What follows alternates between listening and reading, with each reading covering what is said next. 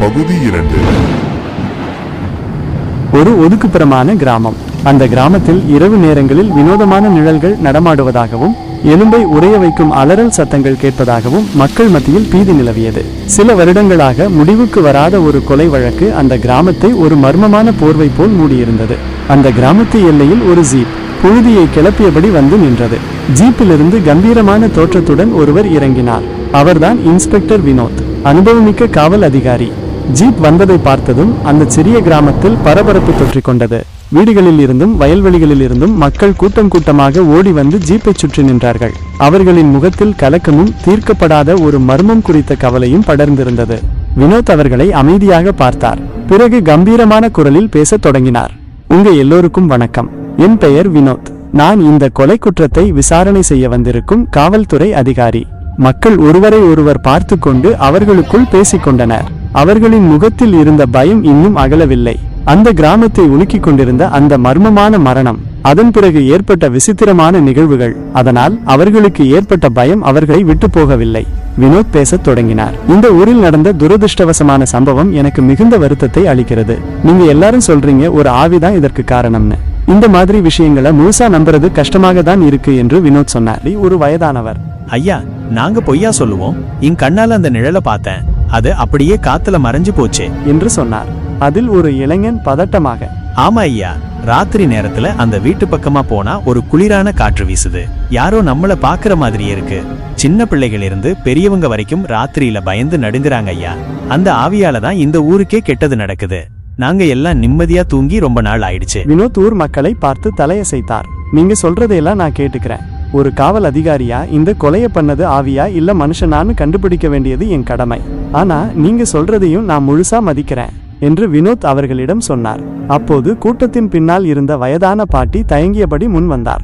மற்ற கிராம மக்களும் அவரை ஆர்வமாக பார்த்தார்கள். வயதான பாட்டி பயத்துடனும் தயக்கத்துடனும், ஐயா, எல்லாரும் ஆவிய பத்தி பேசிக்கிட்டு இருக்காங்க. ஆனா கொலை நடந்த அன்னிக்கு நான் அந்த வீட்டை விட்டு ஒரு பையன் வேகமா ஓடுறத பார்த்தேன். உண்மையா பாட்டி? அவனை நல்லா பாத்தீங்களா? அவன் எப்படி இருந்தான்? இதுக்கு முன்னாடி அவனை நீங்க இந்த ஊர்ல பாத்திருக்கீங்களா என்று வினோத் கேள்விக்கு மேல் கேள்வி அடுக்கிக் கொண்டே போனார். இல்லங்கய்யா, இதுக்கு முன்னாடி நான் அவனை இங்கு பார்த்ததில்ல. ஆனா அவனை மறுபடியும் பார்த்தால் என்னால அடையாளம் சொல்ல முடியும். இந்த கேஸ்ல இது ஒரு புது விஷயமா இருக்கே. இதுக்கு முன்னாடி வந்த இன்ஸ்பெக்டர் கிட்ட நீங்க இந்த விஷயத்தை பத்தி சொல்லலையா என்று வினோத் பாட்டியை பார்த்து கேட்டார். நான் எல்லார்கிட்டையும் சொன்னேன், ஆனா யாரும் என் பேச்ச நம்பல. வினோத் ஆழ்ந்து யோசித்தார். ஊர் மக்கள் ஆவியை நம்புவது ஒரு புறம் இருந்தாலும் பாட்டியின் இந்த சாட்சி ஒரு முக்கியமான தடயமாக அவருக்கு தோன்றியது. வினோத், சரி பாட்டி, நீங்க சொன்னது ரொம்ப முக்கியமான விஷயம்தான். வினோத் கொல்லப்பட்டவரின் வீட்டை ஆராய்ந்தார். அவருக்கு அங்கு எந்த தடயமும் கிடைக்கவில்லை. ஆனால் அந்த வீட்டின் பின்புறம் இருந்த கிணற்றை அவர் கவனித்தார். அது நீண்ட நாட்களாக பயன்படுத்தப்படாமல் இருந்தது போல் தெரிந்தது. வினோத்துக்கு ஒரு சந்தேகம் தோன்றியது. அவர் கிணற்றின் அருகே சென்று பார்த்தார். உள்ளே இருட்டாக இருந்தது. சில கிராமத்து இளைஞர்களின் உதவியுடன் கிணற்றை ஆராய்ந்த போது அங்கே ஒரு துருப்பிடித்த கத்தி கிடைத்தது. அந்த கத்தியில் காய்ந்த இரத்தக்கரை படிந்திருந்தது. வினோத் அதை தடயவியல் பரிசோதனைக்கு அனுப்பி வைத்தார். பரிசோதனையில் அந்த கத்தியில் இருந்த இரத்தம் கொல்லப்பட்டவருடையது இல்லை என்று தெரிய வந்தது. வினோத் குழப்பமடைந்தார். அப்படியானால் இது யாருடைய இரத்தம் என்று வினோத் யோசித்துக் கொண்டிருந்தார். அப்பொழுது வாசல் கதவு தட்டப்பட்டது. வினோத் கதவை திறந்தார். வாசலில் அந்த வயதான பாட்டி நின்று கொண்டிருந்தார். வினோத் அவரை உள்ளே அழைத்தார். பாட்டி பயந்த முகத்தோடு, ஐயா, நான் உங்ககிட்ட தனியா பார்த்து பேசணும்னு தான் உங்களை பார்க்க இங்க வந்தேன் என்று சொல்லி ஒரு மோதிரத்தை எடுத்தார். அது ஒரு பாம்பு சுற்றி இருப்பது போன்ற வடிவமைப்பை கொண்டிருந்தது. ஐயா, அன்னைக்கு அந்த பையன் ஓடும்போது இந்த மோதிரம் கீழே விழுந்துருச்சு. கூட்டத்துல வச்சே இந்த மோதிரத்தை நான் உங்ககிட்ட கொடுத்திருப்பேன். ஆனா கூட்டத்துல அவன் எங்கேயாவது ஒளிஞ்சிட்டு இருந்தா அதனால விசாரணை எதுவும் தடைப்பட்டு போயிருமோன்னு நான் பயந்தேன். கூட்டத்துல வச்சே இதை உங்ககிட்ட கொடுக்கறதுக்கு எனக்கு தைரியம் இல்ல. இது வரைக்கும் இங்க வந்த போலீஸ்காரங்க கிட்ட நான் உண்மையை சொல்லும் போது யாருமே அதை நம்பல. அதனால அவங்க கிட்ட இந்த மோதிரத்தை கொடுக்கறது பிரயோஜனம் இல்லைன்னு நான் கொடுக்கல. ஆனா உங்களை பார்க்கும்போது நீங்க சரியான ஆளுன்னு தோணுச்சு. அதான் உங்ககிட்ட கொண்டு வந்து கொடுத்துட்டேன் என்று பாட்டி மோதிரத்தை வினோத்திடம் கொடுத்துவிட்டு பெருமூச்சு விட்டார். வினோத் அந்த மோதிரத்தை உற்று நோக்கினார். இதுதான் அவர்கள் தேடிக்கொண்டிருந்த முக்கியமான துப்பு என்று அவர் உணர்ந்தார். இந்த மோதிரத்தை வைத்து குற்றவாளியை நெருங்க முடியும் என்று அவர் நம்பினார். இந்த மோதிரத்தை எடுத்துக்கொண்டு அந்த ஊரில் இருந்த ஒரு நகைக்கடைக்கு வினோத் சென்றார். கடையின் உள்ளே ஒரு வயதானவர் கண்ணாடி அணிந்தபடி வேலை செய்து கொண்டிருந்தார். வினோத், ஐயா வணக்கம். இந்த ஊருக்கு புதுசா வந்திருக்க இன்ஸ்பெக்டர், என் பேரு வினோத் என்று தன்னை அறிமுகப்படுத்திக் கொண்டார். ஓ, நீங்க தானா? அது ஊர்ல பயலுக பேசிக்கிட்டாங்க. என்ன விஷயம் சொல்லுங்க ஐயா என்று பணிவாக கேட்டார். வினோத் அந்த மோதிரத்தை அந்த நகை கடைக்காரரிடம் நீட்டி, இந்த மோதிரத்தை நீங்க இதுக்கு முன்னாடி எங்கேயாவது பார்த்திருக்கீங்களா என்று வினோத் கேட்டார்.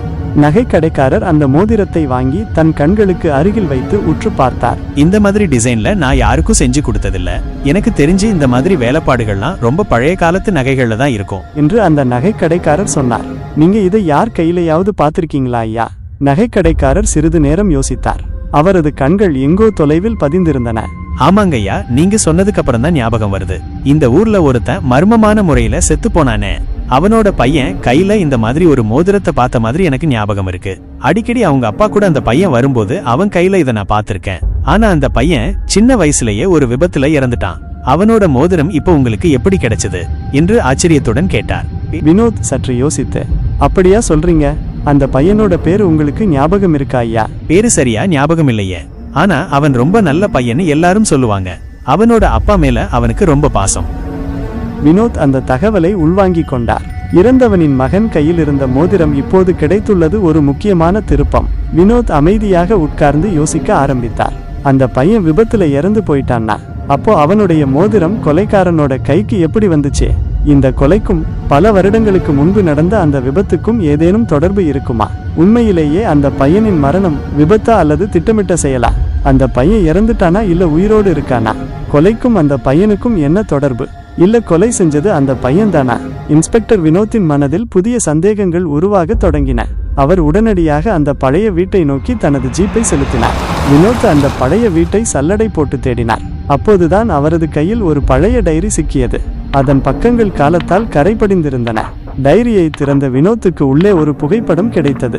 அந்த புகைப்படத்தில் ஒரு கம்பீரமான தோற்றமுடைய நடுத்தர வயதுக்காரர், ஒரு அழகான பெண் மற்றும் ஒரு சிறுவன் இருந்தனர். அந்த சிறுவனின் கையில் ஒரு பாம்பு சுற்றியது போன்ற வடிவமைப்பில் ஒரு மோதிரம் மின்னியது. அந்த மோதிரம் பாட்டி வினோத்திடம் கொடுத்தது. புகைப்படத்தின் பின்புறம் ஒரு முகவரி எழுதப்பட்டிருந்தது. அந்த புகைப்படத்துடன் வினோத் வேகமாக வயதான பாட்டியின் வீட்டிற்கு சென்றார். பாட்டி, கொலை நடந்த அன்னைக்கு நீங்க ஒருத்தரை பார்த்ததா சொன்னீங்களே, அவர் இந்த பையனை மாதிரி இருந்தாரான்னு கொஞ்சம் பார்த்து சொல்லுங்களேன் என்று புகைப்படத்தை பாட்டியிடம் நீட்டினார். பாட்டி அந்த புகைப்படத்தை உற்று பார்த்தாள். அவளது கண்கள் பயத்தாலும் குழப்பத்தாலும் சுருங்கின. பாக்குறதுக்கு அந்த மாதிரி தான் தெரியுது. ஆனா இந்த பையன் தான் சின்ன வயசுலயே ஒரு விபத்துல இறந்துட்டானே. அவன் முகத்தை கூட பார்க்க முடியல. உடம்பெல்லாம் சிதைந்து ஒரு மூட்டையா தான் கொண்டு வந்து போட்டாங்க. ஒருவேளை ஊர்க்காரங்க சொல்ற மாதிரி அந்த பையனோட ஆவிதான் அவ அப்பாவை கொன்னுடுச்சோ என்று அவள் நடுங்கிய குரலில் சொன்னாள். வினோத்தின் மனதில் சந்தேகம் ஒரு புயலாக சுழன்றடித்தது. பாட்டி, இந்த புகைப்படத்தில் இருக்கும் அந்த பெண் என்று வினோத் கேட்டார். அவங்க முத்தையாவோட சம்சாரம். அவர் செத்ததுக்கு அப்புறம் அவங்க எங்கேயோ போயிட்டாங்கன்னு கேள்விப்பட்டேன். அவங்க எங்க போனாங்கன்னு யாருக்கும் சரியா தெரியல. வினோத் அந்த புகைப்படத்தின் பின்புறம் இருந்த முகவரியை கூர்ந்து பார்த்தார். ஒருவேளை இதுதான் இந்த மர்ம முடிச்சுகளை அவிழ்க்கும் திறவுகோலாக இருக்கலாம். அவர் உடனடியாக அந்த முகவரியை நோக்கி தனது ஜீப்பை செலுத்தினார். நீண்ட பயணத்திற்கு பிறகு வினோத் அந்த முகவரியை கண்டுபிடித்தார். அது ஒரு சிறிய ஒதுக்குப்புறமான கிராமத்தில் இருந்த ஒரு பழைய வீடு. கதவை தட்டியதும் ஒரு பெண்மணி திறந்தார். அந்த பெண்மணி புகைப்படத்தில் இருந்த அதே பெண்மணி. ஆனால் அவரது முகத்தில் கவலை தோய்ந்திருந்தது. வினோத்தை பார்த்ததும் அந்த பெண்மணி அதிர்ச்சியடைந்தாள். யாரு நீங்க? என்ன வேணும் என்று பதட்டத்துடன் கேட்டாள். நான் இன்ஸ்பெக்டர் வினோத். உங்க கணவர் முத்தையா கொலை செய்யப்பட்டது பத்தி விசாரிக்க வந்திருக்கேன் என்றார் வினோத். அந்த பெண்மணி மேலும் பதட்டமடைந்தாள். விசாரணை தான் நடந்து முடிஞ்சிடுச்சே. ஆவி அவரை கொன்னுடுச்சுன்னு தானே கேச முடிச்சாங்க. இப்போ மறுபடியும் விசாரிக்கிறதுக்கு என்ன அவசியம்? நான் எதுவும் புகார் கொடுக்கலையே என்று அவள் பதட்டமாக பதில் சொன்னாள். நீங்க எதுவும் புகார் கொடுக்கல. ஆனா அந்த கொலை நடந்தது அப்புறம் ஊர்ல ரொம்ப பயங்கரமான சில சத்தங்கள் வர்றதா அந்த ஊர்ல இருக்கிறவங்க எல்லாரும் சேர்ந்து புகார் அளித்திருக்காங்க. அதை பத்தி தான் விசாரிக்க வந்திருக்கேன் என்று வினோத் சொன்னார். அந்த பெண்மணி ஒரு கணம் அமைதியாக இருந்தாள். அப்போது வீட்டின் உள்ளிருந்து ஒரு இளைஞன் வெளியே வந்தான். அந்த புகைப்படத்தில் பார்த்த பையனின் முகச்சாயல் அவனுக்கு அப்படியே இருந்தது. வினோத் அந்த பெண்மணியிடம் இந்த இளைஞன் யார் என்று கேட்டார். அவர்கள் இருவரும் எந்த பதிலும் சொல்லவில்லை. வினோத் அந்த மோதிரத்தை எடுத்து அவர்களின் முன் நீட்டினான். இருவரும் அதிர்ந்து போனார்கள். வினோத் பேச ஆரம்பித்தான். எனக்கு ஓரளவு என்ன நடந்து இருக்கும்னு யூகிக்க முடியுது. இருந்தாலும் என்ன நடந்துச்சுன்னு நீங்களே உங்க வாயால சொல்லிட்டா அது உங்களுக்கு நல்லது அப்படின்னு வினோத் கூறினான். அந்த பெண் உடைந்து அழுக ஆரம்பித்தாள். அந்த இளைஞன் பேசத் தொடங்கினான்.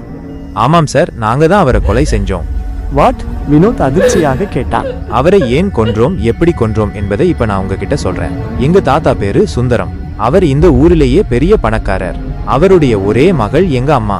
இவங்க பேரு கண்ணம்மா. ராமு ஒரு நிமிடம் நிறுத்த கண்ணம்மா பேச ஆரம்பித்தாள். என்ன நடந்ததுன்னு நானே சொல்றேன். எங்க அப்பாவோட பண்ணையில வேலை செஞ்சிட்டு இருந்தவர் தான் என்னோட கணவர் முத்தையா. அவரு ரொம்ப பணத்தாசை பிடிச்சவரு. ஆனா எங்களுக்கு அப்போ அது தெரியாது. அவரு என்ன விரும்பினாரு. எங்க அப்பாக்கு முத்தையாவை ரொம்ப பிடிக்கும். ரொம்ப நம்பிக்கையான ஆளுன்னு அடிக்கடி வீட்டுல சொல்லிக்கிட்டே இருப்பாரு. ஒரு நாள் யாரோ ஒருத்தர் மூலமா முத்தையா என்ன விரும்புற விஷயம் எங்க அப்பாவுக்கு தெரிய வந்துச்சு. உடனே முத்தையாவை கூப்பிட்டு பேசினாரு. அவரும் உண்மையை ஒத்துக்கிட்டாரு. அதுக்கப்புறம் எங்க அப்பா ரொம்ப சந்தோஷமா எங்களுக்கு கல்யாணம் பண்ணி வச்சாரு. ரொம்ப சந்தோஷமா வாழ்ந்தோம். அதுக்கப்புறம் ராமு பிறந்தான். ராமுவுக்கு ஒரு 5 வயசு இருக்கும்போது எங்க அப்பா சொத்தை ராமு பேர்ல எழுதி வச்சிட்டாரு. இது அவருக்கு சுத்தமா பிடிக்கல. அடிக்கடி என்கிட்ட சண்டை போட ஆரம்பிச்சிட்டாரு. இந்த எந்த விஷயமும் எங்க அப்பாவுக்கு தெரியாது. ஒரு நாள் எங்க வீட்ல என் அப்பா இறந்து கிடந்தார். யாரோ அவரை கொலை பண்ணிட்டாங்க. அப்பாவை கொலை பண்ணது யாருன்னு எங்களால கண்டுபிடிக்கவே முடியல. ஒரு நாள் நான் என் கணவரை பாக்குறதுக்காக தென்னந்தோப்புக்கு போயிருந்தேன். அப்பா அவர் அங்க ஒரு கூலிக்காரன் கிட்ட என் பையனை எங்க அப்பாவை கொன்ன மாதிரி கொலை பண்ண சொல்லிட்டு இருந்தாரு. இதை கேட்டு நான் அப்படியே அதிர்ச்சி ஆயிட்டேன். என் கணவர் தான் ஆளை வச்சு எங்க அப்பாவை கொன்னு அந்த கத்தியை எடுத்து கிணத்துக்குள்ள போட்ட உண்மை எனக்கு தெரிய வந்துச்சு. எங்க அப்பாவை தான் இழந்துட்டேன். என் பையனை எப்படியாவது காப்பாத்தணும்னு நினைச்சேன். அதனால அவன் விபத்துல இறந்துட்ட மாதிரி ஒரு நாடகத்தை நடத்தினேன். என் கணவரும் ஊர்ல இருந்தவங்க எல்லாரும் அந்த விபத்தை உண்மைன்னு நம்பிட்டாங்க.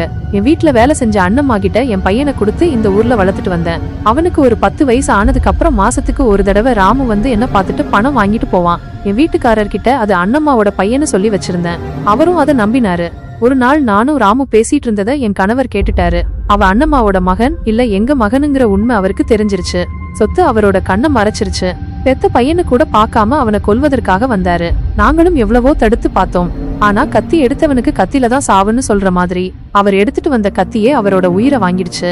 நாங்க அவரை கொலை பண்ணணும்னு ஒரு நாளும் நினைச்சதில்ல. இப்படி ஒண்ணு நடக்கும்னு நாங்க எதிர்பார்க்கல. இதனால என் பையனோட வாழ்க்கை கெட்டு போயிடும்னு பயந்து நான் அவனை அங்கிருந்து போக சொல்லிட்டேன்.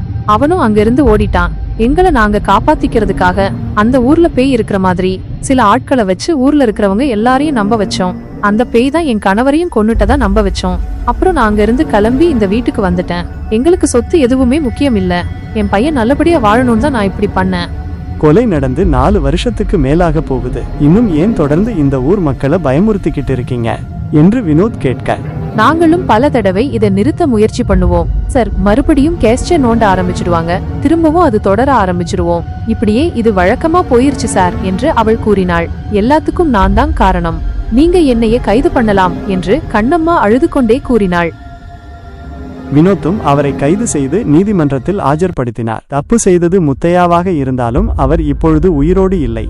அவரை திட்டமிட்டு கொலை செய்ய முயற்சிக்கவில்லை என்றாலும் நடந்த விபத்தை மறைத்து ஊரில் ஆவி இருப்பது போல நாடகமாடி மக்களை ஏமாற்றிய குற்றத்திற்காக கண்ணம்மாவுக்கு நீதிமன்றம் 5 ஆண்டுகள் கடுங்காவல் சிறை தண்டனை விதித்தது. மேலும் இந்த குற்றச்சங்கிலியை அவிழ்க்க பாட்டி அளித்த துணிச்சலான சாட்சியும் ஒரே விசாரணையில் 3 மர்மமான வழக்குகளை கண்டுபிடித்த இன்ஸ்பெக்டர் வினோத்தின் அசாதாரண திறமையும் பாராட்டுக்குரியவை. குறிப்பாக பாட்டியின் சாட்சியம் இந்த வழக்கை சரியான திசையில் கொண்டு செல்ல மிகவும் உதவியது என்று நீதிபதி பாராட்டினார். வினோத் இந்த வினோதமான வழக்கை முடித்துவிட்டு அடுத்த கட்ட விசாரணைக்கு தயாரானார். தனிப்பட்டவர்களின் சுயநலமும் தவறான முடிவுகளும் ஒரு சமூகத்தில் அமைதியின்மையையும் நம்பிக்கையின்மையையும் படுத்திவிடுகிறது. உண்மையை மறைப்பதும் மற்றவர்களை ஏமாற்றுவதும் குற்றம். உண்மையை நீண்ட நாளைக்கு மறைக்க முடியாது. இந்த நாவல் உங்களுக்கு பிடித்திருந்தால் இந்த வீடியோவை லைக் பண்ணிட்டு உங்க ஃப்ரெண்ட்ஸ் அண்ட் ஃபேமிலிக்கு ஷேர் பண்ணுங்க.